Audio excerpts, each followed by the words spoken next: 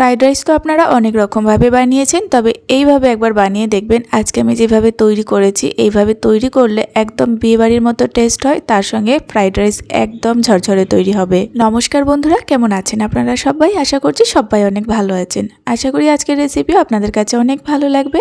রেসিপিটা প্রথম থেকে শেষ পর্যন্ত দেখার জন্য অনুরোধ রইল। তো চলুন শুরু করে দিই আজকের রেসিপি। ফ্রাইড রাইস তৈরি করার জন্য সবার আগে কিন্তু বাসমতি চাল ভিজিয়ে রেখে দিতে হবে মোটামুটি 1 ঘন্টা থেকে 1.5 ঘন্টা মতো। অবশ্যই 30 মিনিট রাখতেই হবে।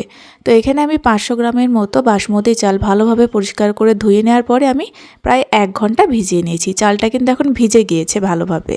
এবার আমি এখানে নিয়ে নিয়েছি একটা কড়াইয়ের মধ্যে পরিমাণ মতো জল।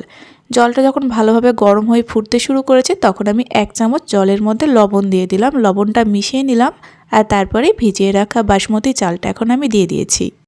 আর গ্যাসের ফ্লেমটাকে একটু হাইতে করে দিতে হবে, দেখবেন তাড়াতাড়ি ভাতটা ফুটতে শুরু করবে।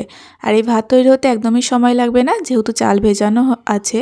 এখানে মিনিট 5-এর মধ্যে ভাতটা কিন্তু তৈরি হয়ে যাবে। ফ্রাইড রাইস তৈরি করার জন্য ভাতটা একদম পুরোপুরি 100% কুক করে নিতে হবে।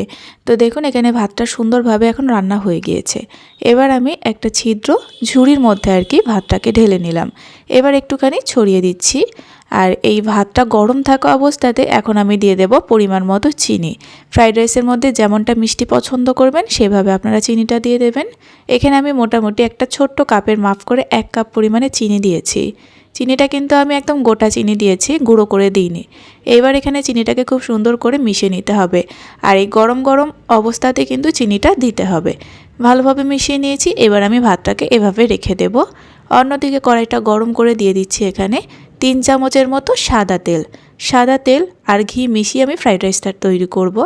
3 চামচ সাদা তেল দিয়েছি আর 1 চামচ ঘি দিয়ে দিলাম। চাইলে আপনারা শুধু সাদা তেল বা শুধু ঘি দিয়েও রান্নাটা করতে পারেন। এবার একটুখানি ভালোভাবে কড়াইয়ের চারপাশে ছড়িয়ে নিচ্ছি।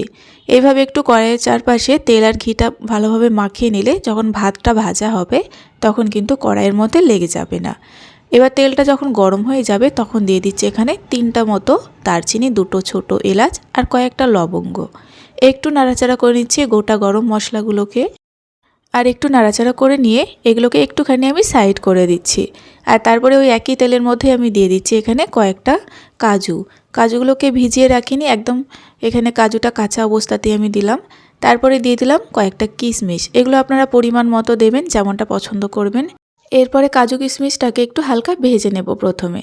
দেখুন এখানে কিশমিশগুলো বেশ ফুলতে শুরু করেছে। এই পর্যায়ে দিয়ে দিচ্ছি এখানে 1 ইঞ্চির মতো আদার টুকরো, যেটাকে আমি একটু গ্রেট করে নিয়েছিলাম।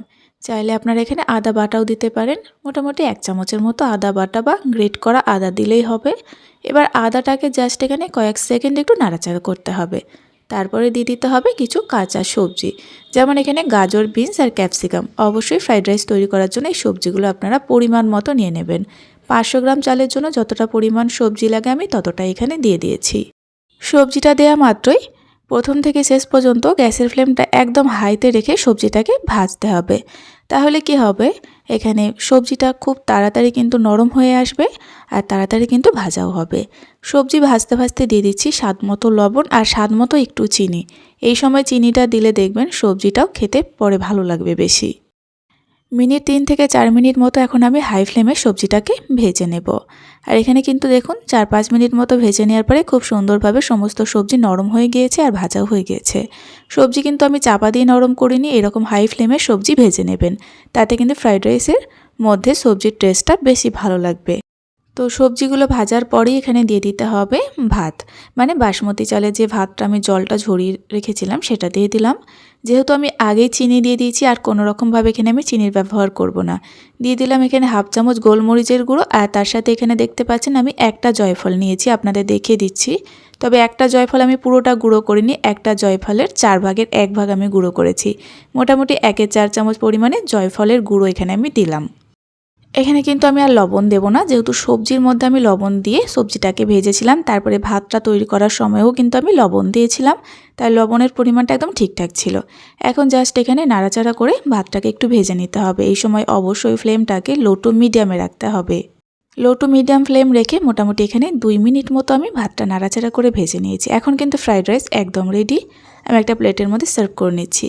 ভাত বেশিক্ষণ ভেজে ফেললে কিন্তু ভাত শক্ত হয়ে যাবে, তাই ফ্লেমটা অবশ্যই গুরুত্বপূর্ণ। ফ্লেমটা লো টু মিডিয়ামে রাখবেন আর তার সাথে মাত্র 2 মিনিট মতো ভাতটাকে একটু সবজির সাথে ভেজে নিলেই হবে।